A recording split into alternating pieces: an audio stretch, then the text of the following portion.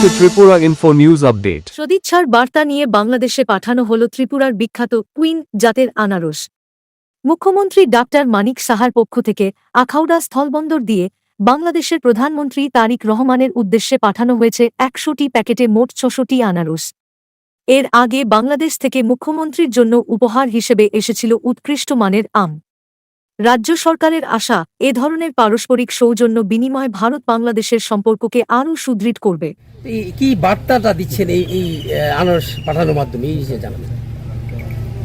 আমাদের দুই দেশের মধ্যে, বিশেষ করে আমাদের রাজ্য সরকার, ত্রিপুরা রাজ্য সরকারের পক্ষ থেকে প্রতি বছরই এরকম আমরা উপহার স্বরূপ আমরা দিয়ে থাকি আনারস।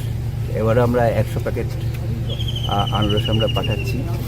আমরা কিছুদিন আগে আমরা এই বাংলাদেশ সরকারের পক্ষ থেকে আমাদের এখানে আম পাঠানো হয়েছিল, আমরা এটা পেয়েছি, সেই জন্য আমরা ধন্যবাদ জানাচ্ছি।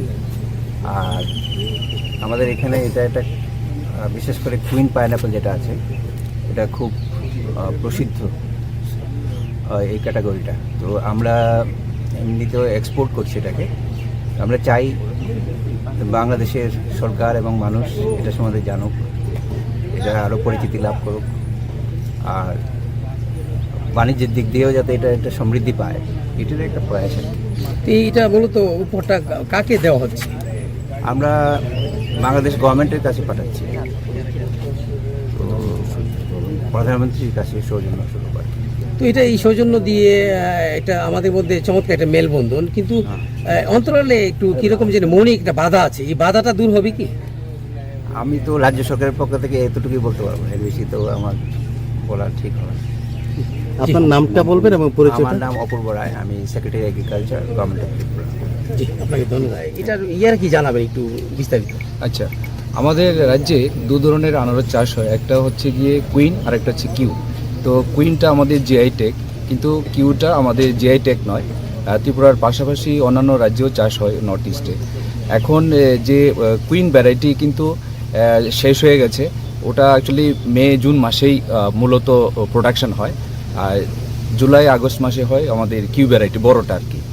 আর খাবারের জন্য টেবিল পারপাসে কুইন ভ্যারাইটিটাই বেশি প্রযোজ্য হয়, কারণ ছোটো সাইজের থাকে, 1 কিলো এভারেজ থাকে, আর আর একটু থাকে, কাটা বেশি থাকে। কিন্তু এমনি কেটে খাওয়ার জন্য ফ্রেশ ওইটাই প্রযোজ্য, মানে বেশি সুস্বাদু, জিআই টেক করা। আর কিউ আমরা পাঠাচ্ছি কারণ এই যে টাইমটা এখন তো প্রায় জুলাই শেষে, এখন কুইন নেই, আমরা কিউটে পাঠাচ্ছি বড় জাতে, এবং খুব সুস্বাদু, ওই রসালু বেশি। আর এটা বেশি করে প্রসেসিংয়ের জন্য, জুস মেকিংয়ের জন্য বেশি ব্যবহৃত হয়। আর স্বাদের হয়তো এমন কোনো তারতম্য নেই, কিছুটা আছে অবশ্যই, কুইনটা বেশি সুস্বাদু, মিষ্টি, কারণ ব্রিক্স বেশি থাকে, আর এটাতেও থাকে অবশ্যই, মানে জাস্ট একটু কম। যাই হোক, আমাদের সেক্রেটারি স্যার বললেন যে আজকের যে উপহার স্বরূপ যে মাননীয় প্রধানমন্ত্রী বাংলাদেশ সরকারের কাছে পাঠানো হচ্ছে ত্রিপুরা সরকারের মাননীয় মুখ্যমন্ত্রীর তরফ থেকে, এটা সৌজন্যমূলক শুভেচ্ছা উপহার।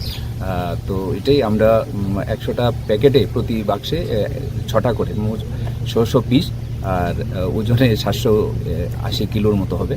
তো এটা পাঠানো হচ্ছে আর কি।